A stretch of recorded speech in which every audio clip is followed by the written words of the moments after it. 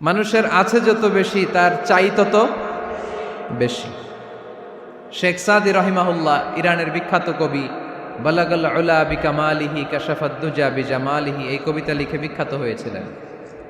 তো ওনার একটা সময়ে আর্থিক দৈন্যতা যাচ্ছিল, টাকা পয়সা ছিল না, ফলে পায়ে দেওয়ার মতো জুতা ছিল না। কি ছিল না?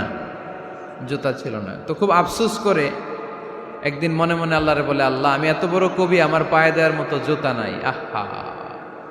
আফসোস করে ঘর থেকে বের হয়েছে, বের হয়ে দেখে এক ভিক্ষুক ভিক্ষা করে। ওই ভিক্ষুকের দুইটা পাই নাই, ভিক্ষুকের দুইটা, আর কবি সাহেবের কি নাই? জুতা নাই। কবি সাহেব যখন এই দৃশ্য দেখছে, হায় রে, আমার তো পা আছে, এর তো পাই নাই, সেজদায় পড়ে গেল। আর আল্লাহরে বলে, আল্লাহ শুকর, আলহামদুলিল্লাহ, বেশ ভালো আছি, আর কিছু লাগবে না। এজন্য শান্তি হচ্ছে শুকর আলহামদুলিল্লাহর ভিতরে। শান্তি কিসের ভিতরে? শুকর আলহামদুলিল্লাহর ভিতরে। এজন্য আওয়াজ করে পড়েন আলহামদুলিল্লাহ। আপনার চাহিদার কোনোদিন শেষ হবে না। দেখবেন যার পা নাই, সে পা দেখে আফসোস করে, ইস, লোকটা হেঁটে যায়, কি সুন্দর যায়, আমি তো হাঁটতে পারি না, যদি হাঁটতে পারতাম, যদি দুইটা পা থাকতো। যার পা আছে, সে সাইকেলওয়ালাদেরকে দেখে আফসোস করে, ইস, আমার যদি একটা সাইকেল থাকতো তাহলে তার হাঁটা লাগতো না, সাইকেল দিয়ে বাজারে যেতাম। যার সাইকেল আছে, সে আবার হুন্ডাওয়ালাদেরকে দেখে আফসোস করে, ইস, একটা হুন্ডা যদি থাকতো তাহলে তো ভোঁ ভোঁ করা যাইতো না। হুন্ডাওয়ালারও আফসোস আছে প্রাইভেট কারওয়ালাদের দেখে, তারা আফসোস করে, ইস, আমার যদি একটা কার থাকতো তাহলে তো কার চালাইতে পারতাম। যাদের প্রাইভেট কার, এদেরও আফসোস আছে, ইস, আমার যদি একটা হেলিকপ্টার যদি থাকতো তাহলে তো উড়াল মারতে পারতাম, ঠিক কিনা? হেলিকপ্টারওয়ালাদেরও আফসোস আছে, আমার যদি একটা জেট প্লেন থাকতো, jet plane, private jet plane, prince Walid bin তালালের মতো 70% মেড অফ গোল্ড, তার একটা জেট প্লেন আছে, এটার 70% স্বর্ণ দিয়ে বানানো। তার মানে চাওয়ার কোনো শেষ আছে? নাই। সুখ শান্তি যদি চান, অলওয়েজ পড়বেন আলহামদুলিল্লাহ। কে পড়বেন? টাকা যার বেশি, টেনশন তার বেশি। সাধারণত টাকা যার বেশি, রোগ তার বেশি। টাকা যার বেশি, শান্তি তার কম। আপনি খোঁজ নিয়ে দেখেন, 1000 কোটি টাকার মালিক, ঘরে শান্তি নাই, স্ত্রীর সাথে মনোমালিন্য, স্ত্রী যায় একদিকে, উনি যায় আরেকদিকে, পোলায় কই যায় পোলায় নিজেও জানে না, মেয়ের অবস্থা খারাপ, আরেক ছেলের সাথে হাঁটে। তো এই হচ্ছে এদের লাইফস্টাইল। সবাই না, আল্লাহওয়ালা যারা তারা ভিন্ন। রাতে এদের ঘুম হয় না, অনেকগুলো ঘুমের ট্যাবলেট খেয়ে ঘুমাতে হয়, ঘুম আসে না, ঘুম আসে না। কিন্তু রিক্সাওয়ালা, কুলিওয়ালা, দিনমজুর, এদের রোগবালাই আছে? কথা বলেন। খাওয়ার সমস্যা আছে, ঘুমের সমস্যা আছে, শুইলেই ঘুম আসে, যেখানে রাইত ওইখানেই কাইত। ঘুমাইতে দেরি, নাক ডাকতে দেরি হয় না, ওর নাকের ডাকের আওয়াজে ট্রাকের ইঞ্জিনও ফেল। শান্তির ঘুম। এই জন্য সবসময় শান্তি খুঁজতে হবে। কি খুঁজবো? শান্তি দেওয়ার মালিককে। আল্লাহ, তুমি এই দেশটাকে শান্তিময় করো। আসুন আমরা সরাসরি কোরআন থেকে শুনি, কারণ কোরআন থেকে শুনলে বরকত বেশি না কম? আরো জোরে বলেন, বেশি না কম? এটা এমন একটা কিতাব, যে কিতাবে কোনো ভুল নাই। আছে? সন্দেহ আছে? সংশয় আছে? মুত্তাকিনদের জন্য এই বইটারে হেদায়েতের কিতাব করে নাজিল করলো কে? যালিকাল কিতাবু লা রাইবা ফি হুদাল লিল মুত্তাকিন। This is the book, the most authentic and original book in the world, whereof there is no doubt in it, and a guidance to those who are muttaqin. এটা এমন বই, যে বইয়ে কোনো ভুল নাই, কোনো সন্দেহ নাই, কোনো সংশয় নাই। মুত্তাকিনদের জন্য এই বইটারে হেদায়েতের কিতাব করে পাঠালো কে? আবার আল্লাহ বলেন, কিতাবুন আনজালনাহু ইলাইকা লিতুখরিজান নাসা মিনাজ-যুলুমাতি ইলান-নূর। নবী হে, এই কিতাবকে আমি নাজিল করেছি অন্ধকারচ্ছন্ন মানুষগুলোকে আলোর পথ দেখাতে, বামপন্থী গুলারে ডানপন্থী বানাতে, জাহান্নামী গুলারে জান্নাতি বানাতে। এই কিতাব যদি কেউ পড়ে, সে মানুষের মতো মানুষ হয়। ওই মানুষ কখনো অন্যায় করে না। এই কিতাব যে পড়ে এবং মানে, এই কিতাবের শিক্ষাকে যে নিজের মধ্যে ধারণ করে, সে কখনো মিথ্যা বলে না। মা বাবার সাথে বেয়াদবি করে না, ওই আলোকিত মানুষটা কখনো টেন্ডারবাজি করে না, চাঁদাবাজি করে না, দুর্নীতিতে চ্যাম্পিয়ন হয় না, ক্যাসিনো ব্যবসায় নামে না। এই কোরআন যারা বুকে ধারণ করে এরা কোনোদিন পেঁয়াজের দাম বাড়ায় না। জোরে বলেন ঠিক কিনা? এরা কখনো তাদের কোনো কাজে জনমানুষের ক্ষতি করে না। এরা সব সময় কল্যাণের পক্ষে, এরা মানবতার পক্ষে। এরাই হচ্ছে আলোকিত মানুষ, ঠিক কিনা? মানুষ হওয়া পৃথিবীতে বড় কঠিন। খালি চোখে যা দেখেন এগুলো মানুষ না, এগুলো জনসংখ্যা। এগুলো কি? এজন্য বলা হয় বাড়ছে জনসংখ্যা, কমছে মানুষ। বাড়তেছে কি, কমতেছে কি? মানুষ। গরুর পেট থেকে বেরোলেই ওটা গরু হয়ে যায়, ছাগলের পেট থেকে বেরোলেই ওইটা ছাগল হয়ে যায়, মুরগির পেট থেকে বেরোলেই ওইটা মুরগি। কিন্তু মানুষের পেট থেকে বেরোলেই ওটা মানুষ হয় না, ওটার মানুষ বানাইতে হয়, তাই না? আবার গরুকে কেউ কোনোদিন বলে না এই তুই গরুর মতো গরু হ, বলে? শরীয়তপুরে আপনারাও বলেন না? ছাগলরে কেউ কোনোদিন বলছে এই তুই ছাগলের মতো ছাগল হ, কিন্তু মানুষকে বলা হয় তুমি মানুষের মতো মানুষ হও। কোরআন পড়লে মানুষের মতো মানুষ হওয়া যায়, ঠিক কিনা? এই দুনিয়া এখন তো আর সেই দুনিয়া নাই, মানুষ নামের মানুষ আছে দুনিয়া বোঝাই, সেই মানুষের ভিড়ে আমার আসল মানুষ নাই, ঠিক কিনা? আসল মানুষের বড় অভাব, মানুষের মতো মানুষ খুঁজে পাওয়া দুষ্কর। এই কোরআন এসেছে আমাদেরকে মানুষের মতো মানুষ বানাতে। এজন্য এই কোরআন থেকে শুনলে লাভ না লস? কোরআনের সাথে আমাদের সম্পর্ক বাড়াতে হবে, প্রতিদিন কোরআন তেলাওয়াত করতে হবে। আপনারা করেন? হ্যাঁ, আজকে করছেন কারা কারা দেখি? মাশাআল্লাহ, মাশাআল্লাহ, হাত নামান। প্রতিদিন যেন আমরা পড়ি, আর যারা এখনো শিখতে পারি নাই তারা যেন শিখে নেই। কোরআন পড়া যেমনি সওয়াবের, কোরআন শোনাও তেমনি সওয়াবের, ঠিক কিনা? কোরআন শুনলে রহমত নাজিল করে কে? وَإِذَا قُرِئَ الْقُرْآنُ فَاسْتَمِعُوا لَهُ وَأَنصِتُوا لَعَلَّكُمْ تُرْحَمُونَ। যখন কোরআনের তেলাওয়াত করা হয় মনোযোগ দিয়ে শোনো, তোমাদের উপর রহমত নাজিল করবে কে?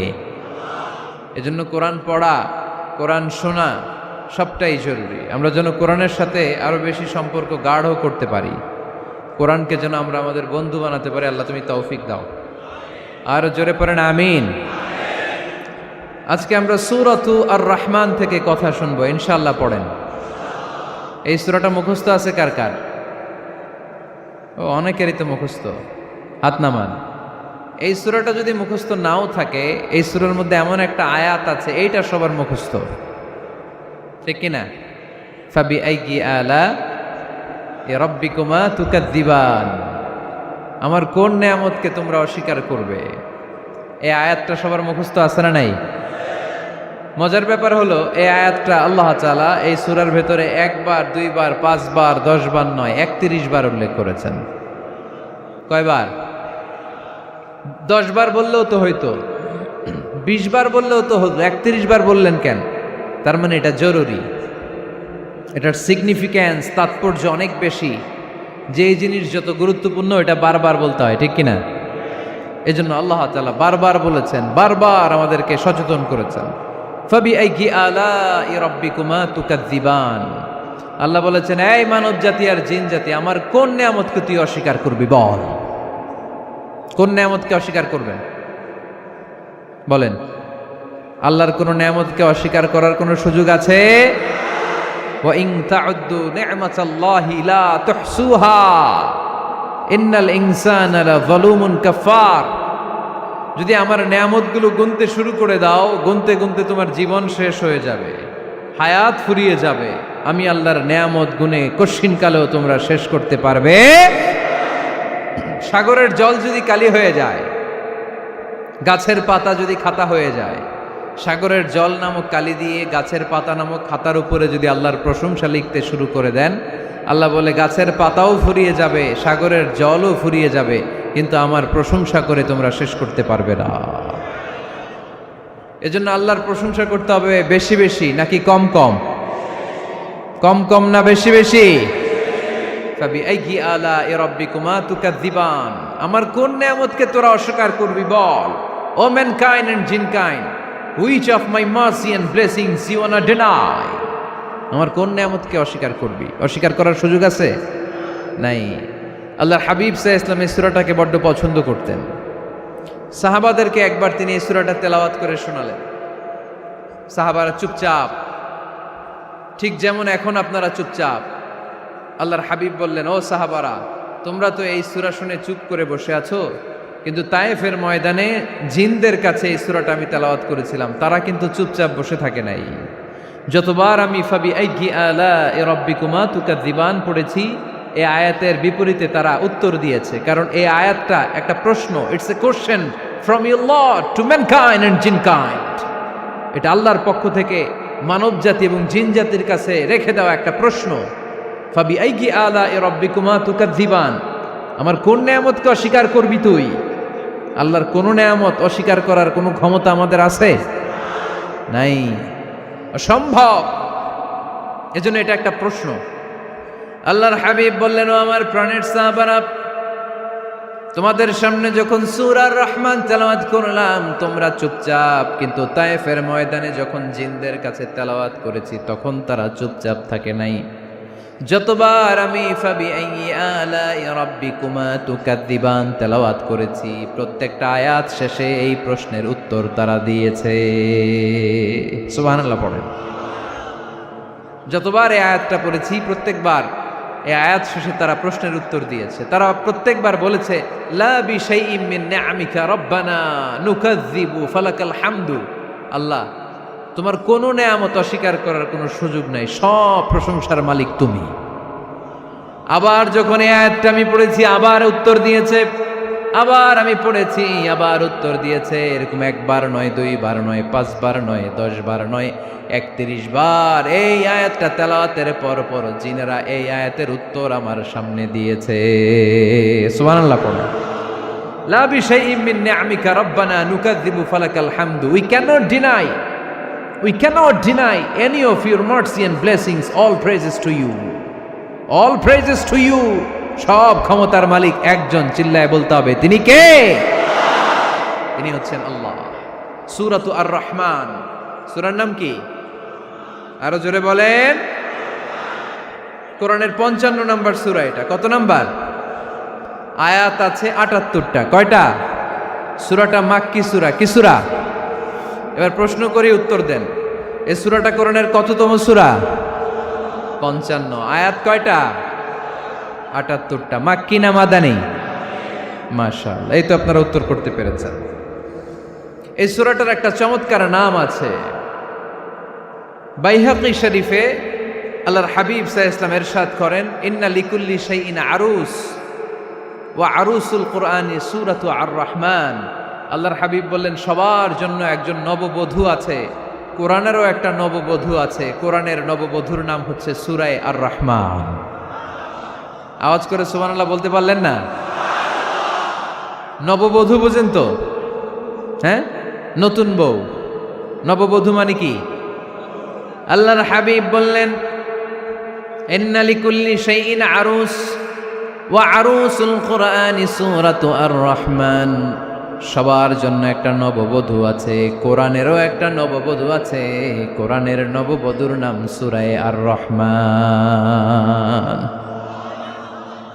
নববধূ যেমনি বাসর রাতে হাতে পায়ে আলতা মেখে, বেনারসি শাড়ি পরে, লিপস্টিক দিয়ে, খোপায় ফুল দিয়ে, জুয়েলারি পরে, অর্নামেন্টস পরে, মেকআপ করে, পার্লারিং করে তার স্বামীর জন্য ওই রাতে সে নিজেকে উজাড় করে সাজায়, ঠিক কিনা? ঠিক তেমনি আল্লাহ তাআলা এই দুনিয়াতে আমাদেরকে কি কি নিয়ামত দিয়েছেন, আবার কি কি নিয়ামত জান্নাতে গেলে দিবেন, তার সব কিছু বর্ণনা করে এই সূরাটাকে তিনি উজাড় করে সাজিয়েছেন। সূরাটার নাম কি? আরো জোরে বলেন, কি নাম? আর রহমান। একটা দুর্বল বর্ণনায় এসেছে, দুর্বল বর্ণনায়, যে আল্লাহ তাআলা, স্বয়ং আল্লাহ তাআলা জান্নাতে জান্নাতীদেরকে এই সূরা আর রহমানটা নিজ কণ্ঠে তেলাওয়াত করে শোনাবেন। আমরা আল্লাহর কণ্ঠের তেলাওয়াত শুনতে চাই কি চাই না? আল্লাহর তেলাওয়াত কি আমাদের মতো তেলাওয়াত? আল্লাহ দেখতে কি আমাদের মতো? লাইসা কামিসলিহি শাই, তার মতো কেউ নাই। তার মতো কেউ আছে? তার মতো কেউ নাই। তিনি তার মতো। তিনি কার মতো? তিনি তার মতো। লাইসা কামিসলিহি শাই। জান্নাতীরা যখন জান্নাতে ঢুকবে, আল্লাহ তাআলা প্রশ্ন করবেন, ও জান্নাতীরা, এই কোরআনে যত নাজ নেয়ামতের বর্ণনা দিয়েছিলাম তার সবগুলো কি তোমরা পাই টু পাই বুঝে পেয়েছো? জান্নাতীরা বলবে পেয়েছি। হঠাৎ এক জান্নাতি হাত তুলে বলবে, আল্লাহ একটা জিনিস তো পাই নাই। সবাই বলে পাইছি, তুমি পাও নাই। কি পাও নাই? কয় আমনেরই তো পাই নাই। সুবহানাল্লাহ পড়বেন না? আপনাকেই তো পাই নাই। সব দেখলাম, সব খাইলাম, সব দেখলাম, কিন্তু আপনারা তো দেখলাম না। আল্লাহ তাআলা তখন বিশাল জান্নাতের এক কনফারেন্স রুমে সবাইকে বসিয়ে আল্লাহর দিদার মানুষকে দেখাবেন। আল্লাহ তাআলা তার গোপন সৌন্দর্যকে সেদিন জান্নাতীদের সামনে প্রকাশ করে দিবেন। আল্লাহর হাবিব বসবেন ওই কনফারেন্স রুমে সবার সামনে। আল্লাহর হাবিবের পেছনে বসবে অন্যান্য নবীরা, তারপরে সোহাদা, সালেহীন, আউলিয়া সবাই বসবে। ওই জান্নাতের কনফারেন্স রুমে আমরাও যেন বসার জায়গায় পাই। আল্লাহ তুমি তৌফিক দিয়ে দিও। আল্লাহ তাআলা অনেকগুলো নূরের পর্দার পেছন থেকে নূরের ঝলকানি মারবেন। ওই ঝলকানি এক মুহূর্তের জন্য দিবেন। এক মুহূর্ত। কয় মুহূর্ত? 70,000 নূরের পর্দার কথা বলা হয়। এই বর্ণনাটাও দুর্বল। পর্দা আছে কিন্তু কয় হাজার জানে কে? আল্লাহ। ওই পর্দা সরিয়ে আল্লাহ তাআলা সৌন্দর্যের বা নূরের ঝলকানির এক আলোকচ্ছটা জান্নাতীদের সামনে তুলে ধরবেন এক মুহূর্তের জন্য। কয় মুহূর্ত?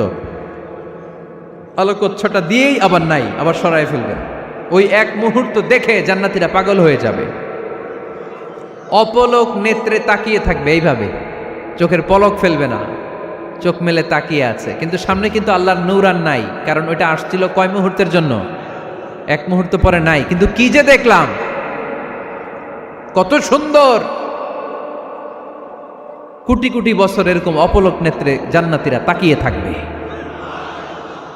ইন্নাল্লাহা জামিলুন ইউহিব্বুল জামাল। আল্লাহ নিজে সুন্দর, সৌন্দর্যকে পছন্দ করেন। আল্লাহর চাইতে সুন্দর কিছু হতে পারে? চিল্লায় বলেন পারে? পৃথিবী সুন্দর, মানুষ সুন্দর, আসমান সুন্দর, জমিন সুন্দর, সুন্দরে সুন্দরে পাল্লা।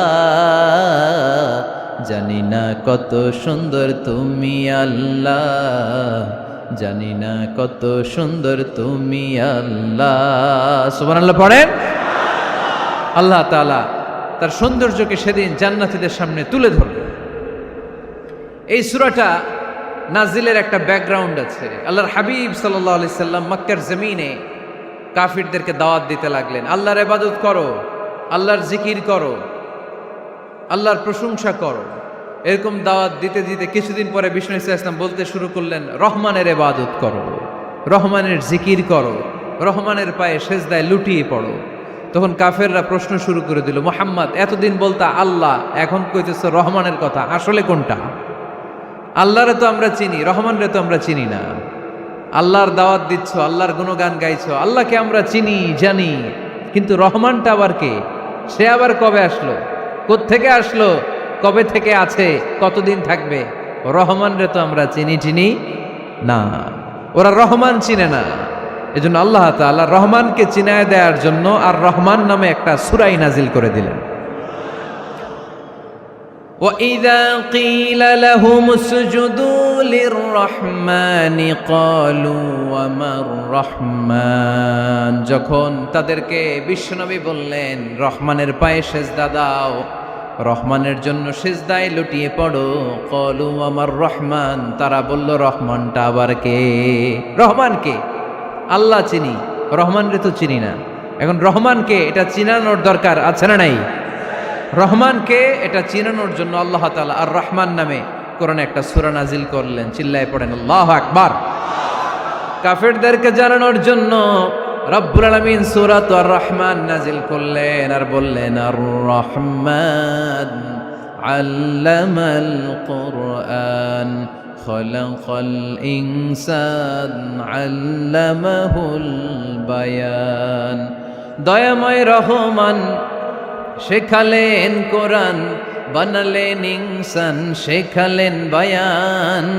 দয়াময় রহমান শেখালেন কোরআন, বানালেন ইনসান শেখালেন বায়ান। দয়াময় রহমান শেখালেন কোরআন, বানালেন ইনসান শেখালেন বায়ান। দয়াময় রহমান শেখালেন কোরআন, বানালেন ইনসান শেখালেন বায়ান। আল্লাহু আকবার। আল্লাহ বলেন রহমান রে চিনো না? আর রহমান আল্লামাল কোরআন খলাকাল ইনসান আল্লামাহুল বায়ান। আমি হলাম রহমান, আমি দয়াময়, আমি মেহেরবান। আমার দয়ার কোনো শেষ নাই, আমার মায়ার কোনো শেষ নাই। আমার দয়া ভালোবাসা ছাড়া এই পৃথিবীতে কোনো কিছু হওয়া সম্ভব। ওসিআত রাহমাতি কুল্লা শাই। সব জায়গায় আমার আল্লাহর রহমত আছে না নাই? আল্লাহর রহমত ছাড়া এক ফোঁটা বৃষ্টি আকাশ থেকে জমিনে ঝরে? আল্লাহর রহমত ছাড়া একটা গাছের পাতা মাটিতে পড়ে? আল্লাহর রহমত ছাড়া একটা শ্বাস আমরা ভেতরে ঢুকাতে পারি? আল্লাহর রহমত ছাড়া পৃথিবীতে কিচ্ছু সম্ভব না। চিল্লায় বলেন ঠিক কি না? আমার আল্লাহর দয়া ভালোবাসা যে কত বেশি আমরা জানি না, আমরা জানি না। আরশের বুকে আল্লাহ বিশাল সাইনবোর্ডে লিখে রেখেছেন সাবাকাত রাহমাতি গাদাবি, সাবাকাত রাহমাতি গাদাবি। এর মানে হচ্ছে আমার রাগের উপরে আমার দয়া বিজয় লাভ করেছে। সাবাকাত রাহমাতি গাদাবি। আমার রাগও আছে, আল্লাহর রাগ আছে না? আমার দয়াও আছে, আল্লাহর দয়া আছে না? আল্লাহ বললেন আমার রাগও আছে, আবার আমার দয়াও আছে। তবে জেনে রেখো আমার রাগের চেয়ে দয়া বেশি। আল্লাহর কোনটা বেশি? দয়া বেশি। আমাদের পাপ অন্যায় যত বড় হোক, মনে রাখবেন আল্লাহর দয়া তার চাইতেও বড়। নাকি ছোট? আপনি যত বড় পাপ করেন না কেন, আমাদের জন্য আল্লাহর পক্ষ থেকে দয়া আছে না নাই? বনি ইসরাইলের এক লোক সিরিয়াল কিলার ছিল, খালি মার্ডার করতো, সিরিয়াল মার্ডার। একটা, দুইটা, তিনটা, 10টা, 5টা করতে করতে করতে করতে 99টা মার্ডার করেছে। কয়টা? এলাকায় আছে নাকি এরকম কেউ? 99টা মার্ডার। কল্পনা করা যায়? 99 জন মানুষকে সে নিজ হাতে হত্যা করেছে।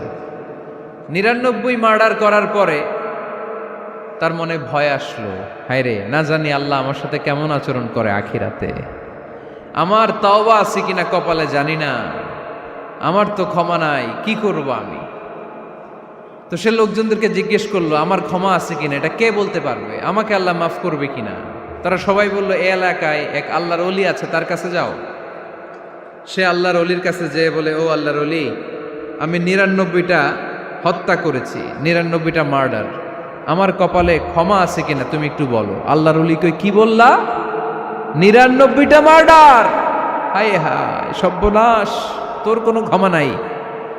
এবার যে মার্ডার করছে কয় আমার যেহেতু ক্ষমা নাই, তোরে বাঁচায় রেখে লাভ কি, তোরেও দিলাম শেষ করে। এবার সেঞ্চুরি করে ফেলাইছে। কথা বুঝতেছেন? আমার যেহেতু ক্ষমা নাই, তো তোরে বাঁচায় রেখে কি লাভ, তোরেও শেষ করে দিলাম।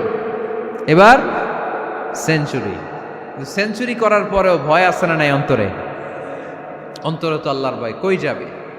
খুঁজতে লাগলো কে সমাধান দিতে পারবে। একজন বলল ওই এলাকায় একজন বড় আলেম আছে, ওই আলেমের কাছে যা। সে আলেমের কাছে যেয়ে বলে, আলেম, আমি 99টা হত্যা করেছি, এখন আমার বড্ড ভয় হয়, আল্লাহ আমারে মাফ করবে কিনা, তুমি একটু আমারে বলো।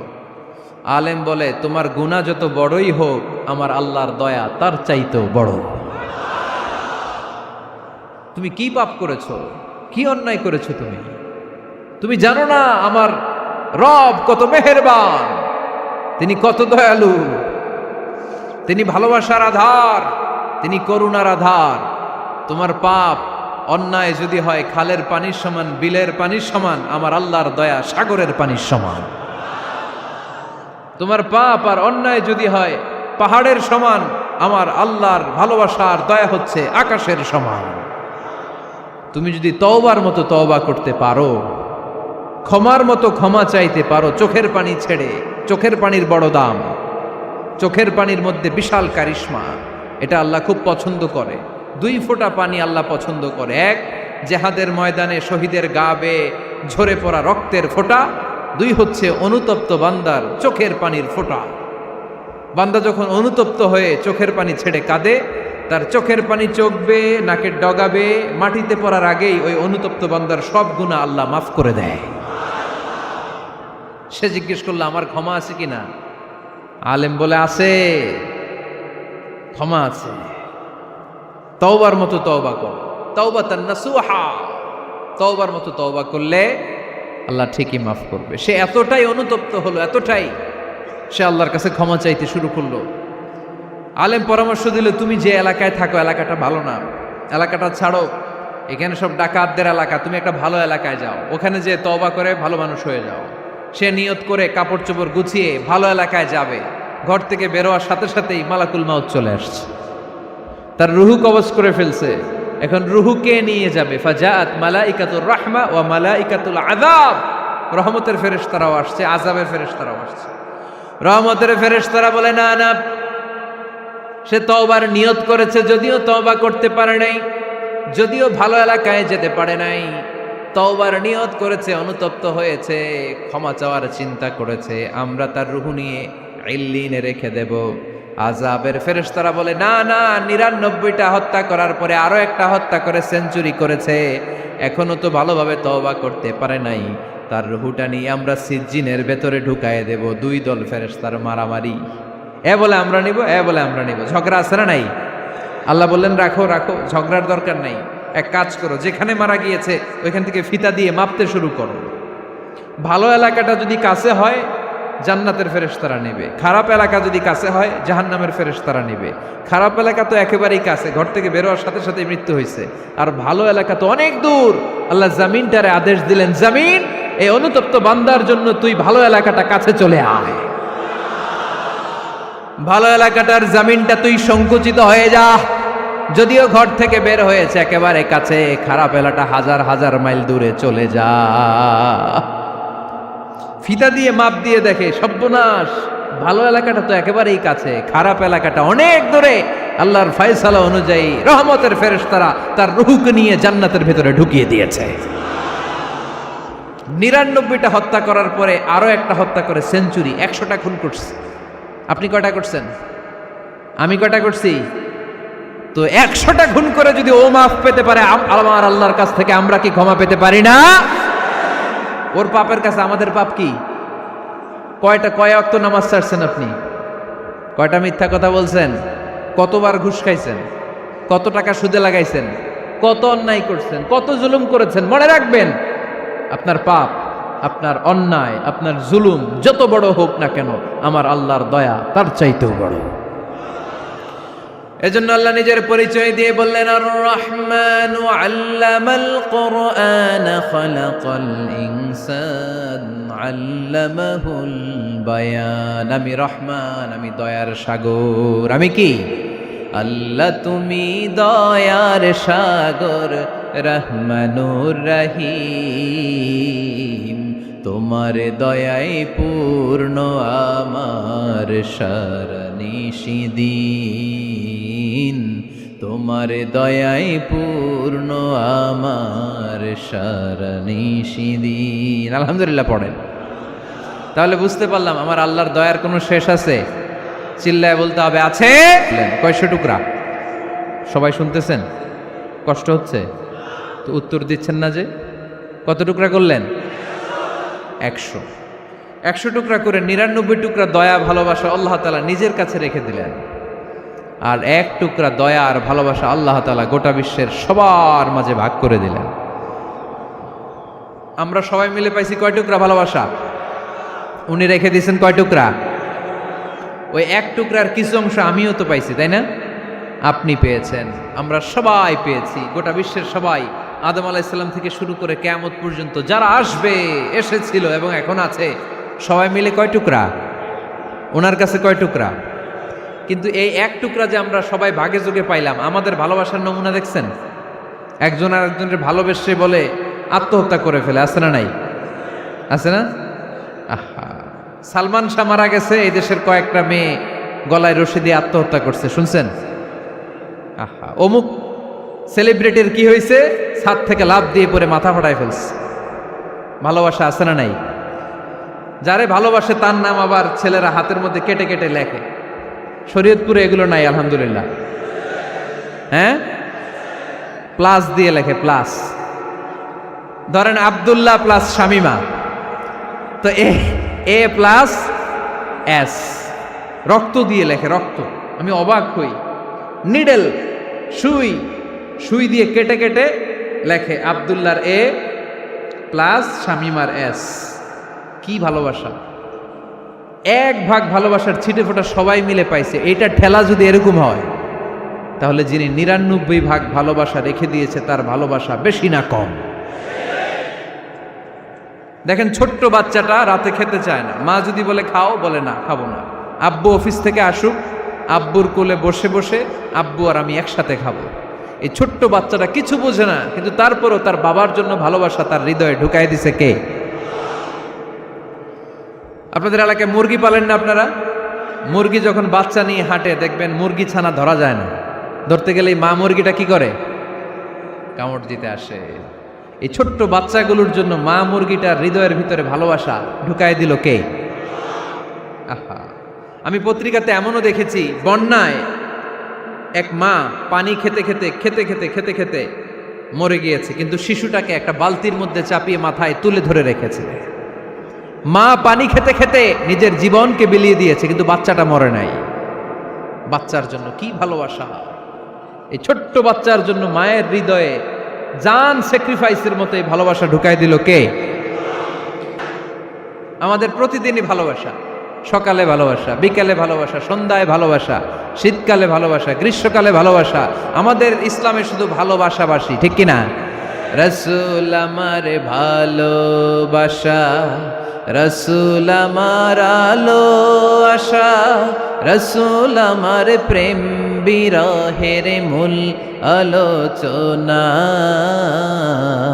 রাসূল আমার কাজে কর্মের অনুপ্রেরণা। চিল্লায় পড়েন আল্লাহু আকবার।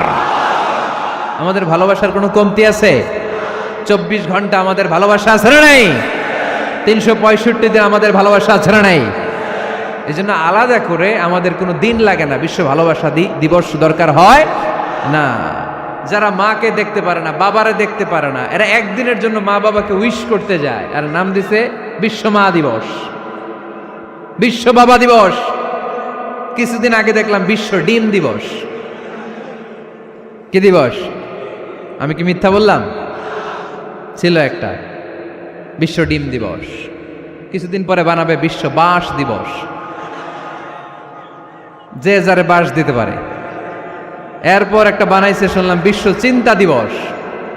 তো এটা কি দিবস? কয় এদিন আমরা সবাই মিলে চিন্তা করি যে আসলে আমাদের কি চিন্তা করা দরকার, আছে না নাই?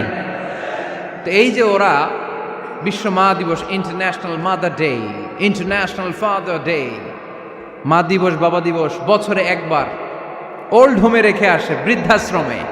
যেহেতু সারা বছর বৃদ্ধাশ্রমে, বছরে একদিনও যদি মারে স্মরণ না করি কেমন হয়? তো একদিন ওই মা দিবসে মারে একটা কার্ড দিয়ে উইশ করে আসে, কিছু টাকা দিয়ে আসে। ওদের তো মা বাবার প্রতি দয়া নাই, শ্রদ্ধা নাই, ভালোবাসা নাই, এজন্য ঘটা করে ওদের দিবস পালন করা লাগে। আমাদের 24 ঘন্টা 365 দিনই ভালোবাসা, তাই এই দিবস ফিবসের আমাদের দরকার নাই। চিল্লায় বলেন ঠিক কিনা? জন্মের পর থেকেই তো আমাদের ভালোবাসা, মৃত্যু পর্যন্ত ভালোবাসা, আমৃত্যু ভালোবাসা। এই জন্য বিশ্ব ভালোবাসা দিবস, এটা ইসলাম কখনো সাপোর্ট করে না। ভালোবাসার কেন্দ্রবিন্দু একজন, চিল্লায় বলতে হবে তিনি কে? 100 টুকরা করে আমাদেরকে দিয়েছেন কয় টুকরা? উনি রেখেছেন কয় টুকরা? দেখেন, এক টুকরা ঠেলায় বিশ্ব ভালোবাসা দিবস আমরা পালন করি। ভালোবাসার গান, ভালোবাসার নাটক, ভালোবাসার ফিল্ম, ভালোবাসার কবিতা, অভাব নাই। কত ভালোবাসার স্টোরি আপনারা জানেন, এত ভালোবাসা।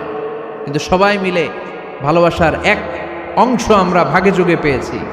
এক অংশের নমুনা যদি এমন হয়, 99 টুকরা ভালোবাসা যিনি রেখে দিয়েছেন নিজের মধ্যে, তার ভালোবাসা বেশি না কম? চিল্লায় বলেন বেশি না কম? এজন্য আমরা আল্লাহর ভালোবাসার ভিখারি, আমরা আল্লাহ তাআলার রহমতের ভিখারি। আল্লাহর রহমত ছাড়া কেউ কোনোদিন জান্নাতে যেতে পারবে? কোনোদিন নিজের আমল নিয়ে বড়াই করবেন না। আপনারা কি ভাবেন যে আপনার আমল দিয়ে আপনি জান্নাতে যাবেন? শরীয়তপুরের আজকের এই প্যান্ডেলে যারা বসে আছেন, কার এরকম ভরসা আছে যে হুজুর আমি এত আমল করেছি, আমার আমলের বদৌলতে আমি জান্নাতে ঢুকবো? কে কে আছেন দেখি? আল্লাহর ওলি আছে এরকম কোন আল্লাহর ওলি? হ্যাঁ আছে? নাই। আল্লাহর হাবিব বললেন আল্লাহর রহমত ছাড়া, ভালোবাসা ছাড়া কেউ কোনোদিন জান্নাতে ঢুকতে পারবে? আম্মা জান আয়েশা বললেন ইয়া রাসূলুল্লাহ আপনিও না?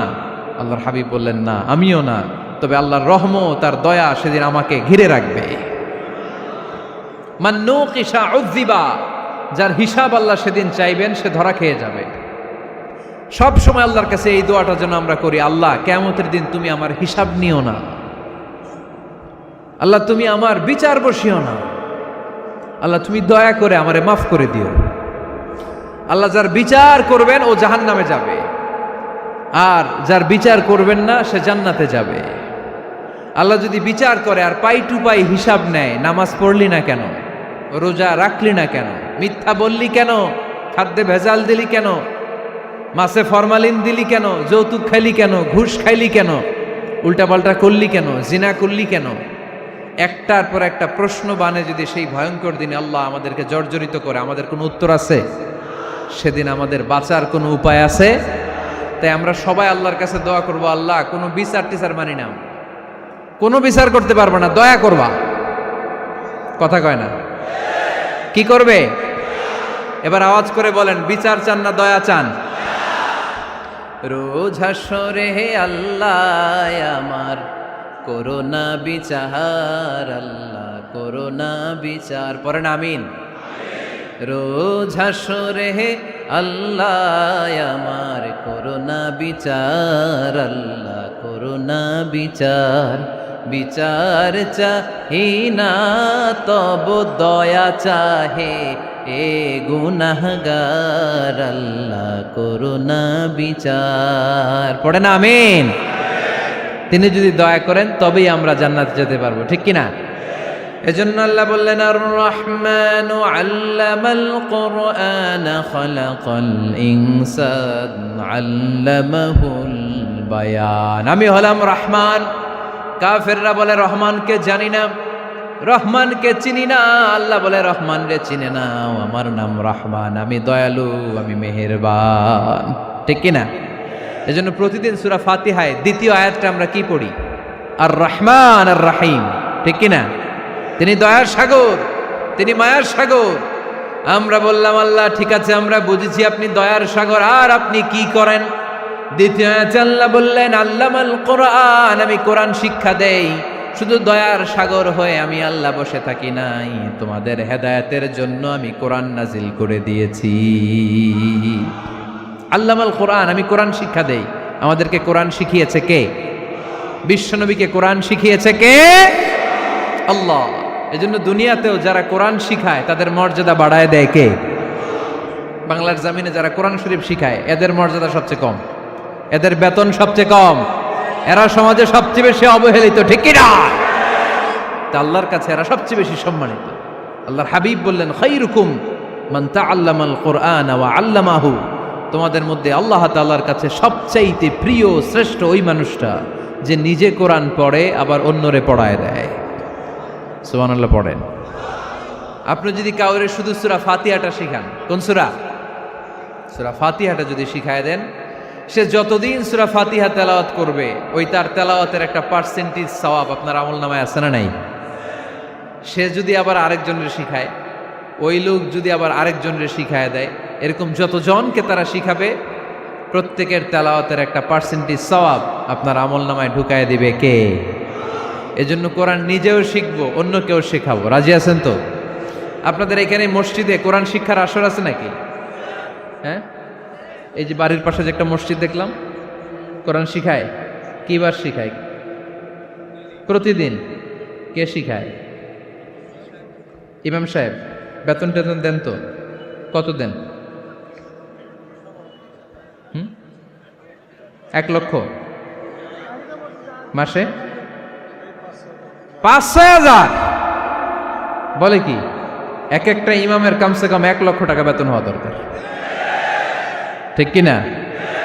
না খেয়ে না পড়ে অল্পতে তুষ্ট থেকে যারা শুকরিয়া করে এরা আমাদের আইম্মাতুল মাসাজিদ, মসজিদের ইমামরা, মসজিদের মুয়াজ্জিনরা। এক একটা মসজিদের মুয়াজ্জিনের গলা হবে এরকম বিশাল উঁচু। কিয়ামতের ময়দানে সবাই আমরা এর দিকে তাকায় থাকবো, কিরে ভাই তোর গলা উঁচু কেন? সে বলবে আমার এই গলা দিয়ে প্রতিদিন 5 বার আমি আজান দিয়েছি। কিয়ামতের ময়দানে ঠিকই সম্মানিত, দুনিয়ায় আমরা চিনলাম না ওনাদেরকে। এজন্য কোরআন শিক্ষার আসর জন্য আমরা গড়ে তুলি।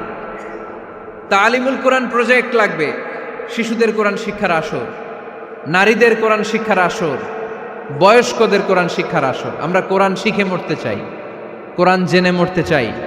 No excuse will be granted that day. সেদিন আল্লাহ কোনো এক্সকিউজ গ্রহণ করবে না। সব পারো, হিন্দি তো ঠিকই কইতে পারো, হিন্দিতে কথা কইতে পারে না ছেলেপেলেরা? হিন্দি সিনেমা এমন দেখা দেখে হিন্দিতে কথা কইতে পারে।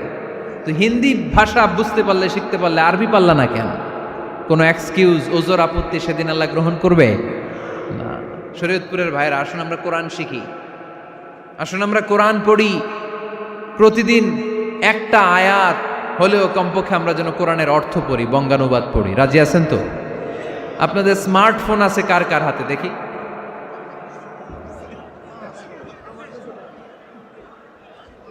আপনারা কি অ্যানালগ? স্মার্ট আপনি? মাশাআল্লাহ। তোমরাও কি স্মার্ট? হ্যাঁ, ঠিক আছে, হাত নামাও, হাত নামান সবাই। তো এই যে স্মার্টফোন আসছে স্মার্ট বানাইতে, যেই ফোনের মধ্যে কোরআন নাই সে আনস্মার্ট, ঠিক কিনা? যার মোবাইলের ভেতরে কোরআনের অ্যাপস আছে, ডাউনলোড করে অ্যাপস রেখেছে, সেই হচ্ছে আসল smart. He is the real hero, he is the real smart. এজন্য মোবাইলের অ্যাপসের ভেতরে কোরআন ঢুকাইতে হবে।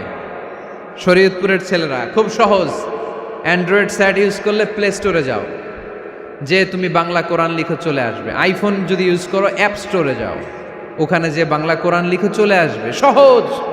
এত সহজ হওয়ার পরেও আল্লাহ কি বললেন আমরা যদি না শিখি, না জানি, আল্লাহ কি ক্ষমা করবে? যা বলার সব আল্লাহ বলে দিয়েছে এই কোরআন। এই কোরআনে শুরু হয়েছে বিসমিল্লাহির রহমানির রহিম দিয়ে, মানে বা দিয়ে। কি দিয়ে? চিল্লায় বলেন না, কি দিয়ে? বা দিয়ে।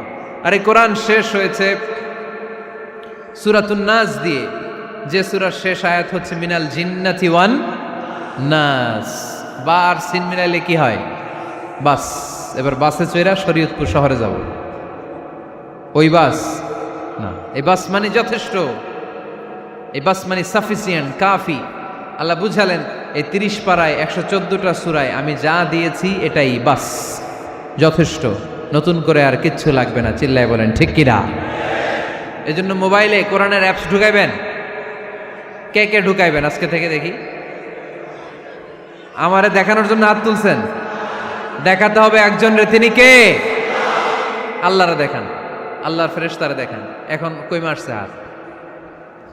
আল্লাহর ফেরেশতার কথা কইছি, আর ভয় ঢুকছে। ঢুকাবেন, ঢুকাবেন।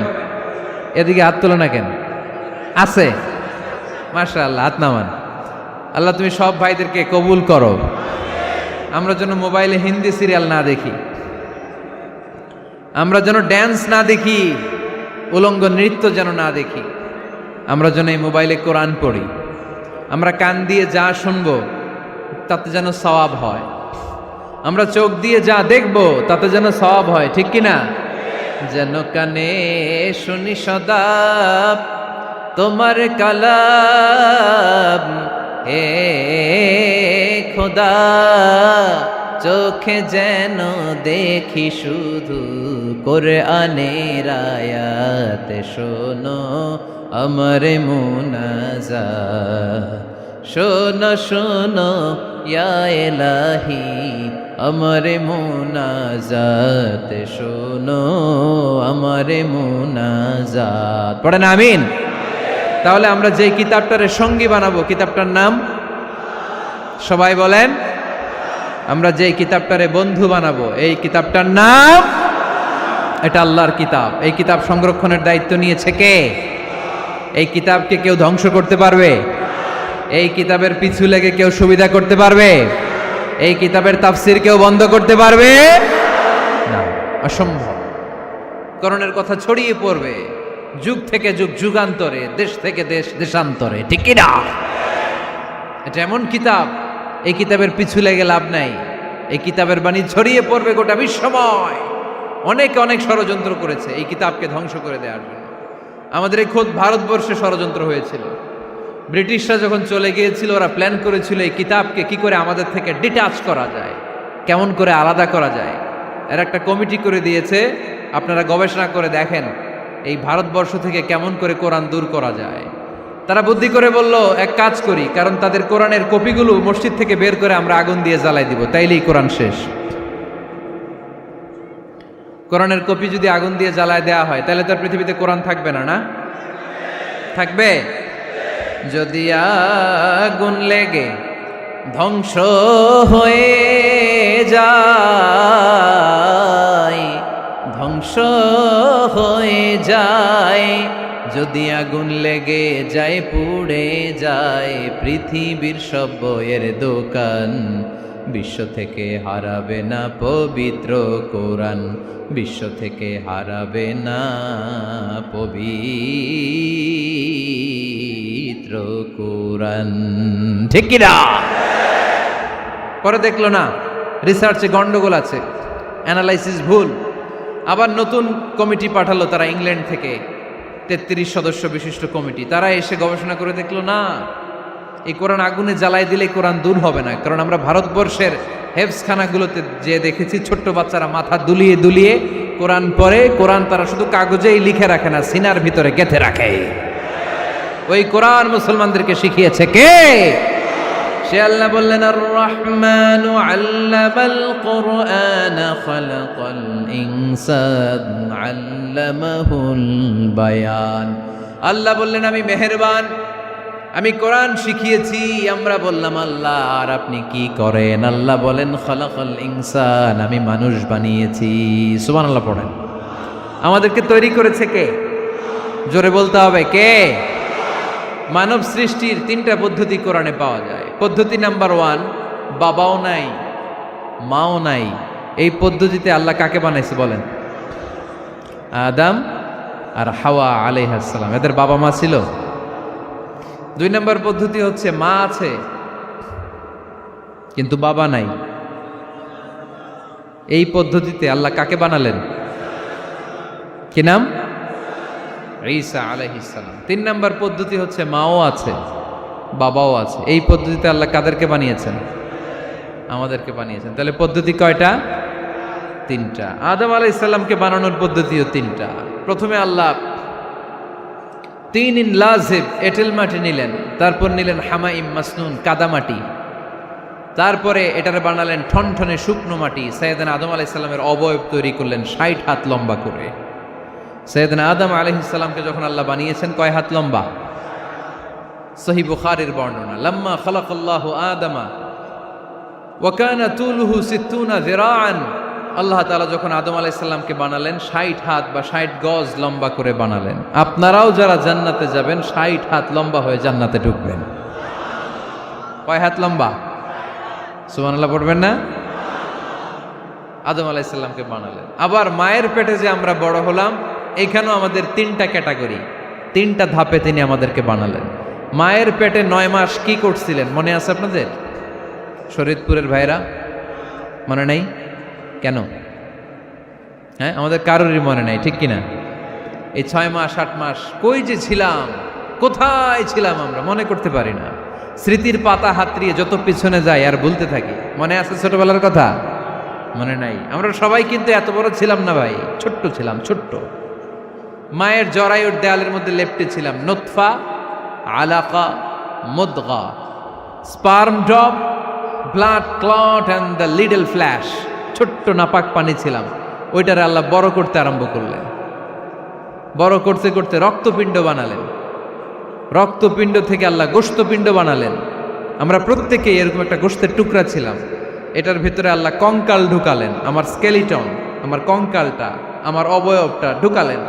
তারপরে আবার গোশত দিয়ে প্যাকেট করলেন, তার উপরে আবার চামড়ার প্যাকেট পড়ায় দিলেন। পড়েন সুবহানাল্লাহ। এরপরে 9 মাস পরে এই পৃথিবীর বুকে স্মুথলি আমাকে আসার সুযোগ দিলেন কে?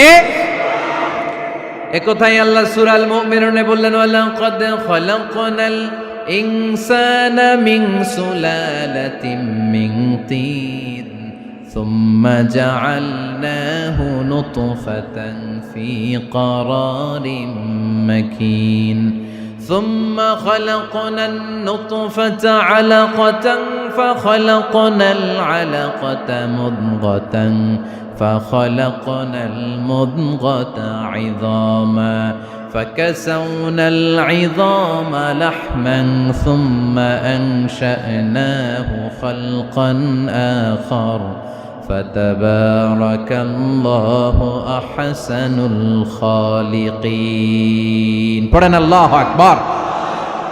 আপনারা উঠতেছেন কেন? উঠছেন কে কে দেখি? আপনার চেহারাটা দেখেন আমাকে। ওয়াশরুমে যাওয়ার জন্য অনেক আগ থেকে বসে আছেন বোধহয়, না? আসর থেকে, দুপুর 3টা থেকে। আল্লাহু আকবার, আল্লাহু আকবার। তাহলে দোয়া করে দেই। আর না না না না, ঠিক হবে না, কষ্ট হচ্ছে, আমি বুঝতে পারতেছি। আরো কয়েক মিনিট শুনবেন? পড়েন পড়েন, লিল্লাহে তাকবীর, লিল্লাহে তাকবীর, লিল্লাহে তাকবীর। মায়ের পেটে আমাদেরকে তৈরি করলো কে? আল্লাহ। 10 মাস আমাদেরকে খাবার দিল কে? অক্সিজেন দিল কে? দেখেন, দুনিয়ার কেউ কিন্তু আমার খোঁজ নিতে পারে নাই ভিতরে, যে পারছে ওই গোপন জায়গায় একজন আমার রিজিক দিত। তিনি কে? আমার নাভির সাথে আমার মায়ের জরায়ুর একটা কানেকশন ছিল। ওই একটা লাইন দিয়ে আমাদের সবাইকে আল্লাহ খাবারের ব্যবস্থা করেছেন, পানির ব্যবস্থা করেছেন, বাতাসের ব্যবস্থা করেছেন। দুনিয়ায় আসার সাথে সাথে দুনিয়ার মানুষরা ওই খাবারের লাইনটা কেটে দেয়, ঠিক কিনা? শরীয়তপুরে বোধে রেখে দেয়। কি করে? কাটাপ।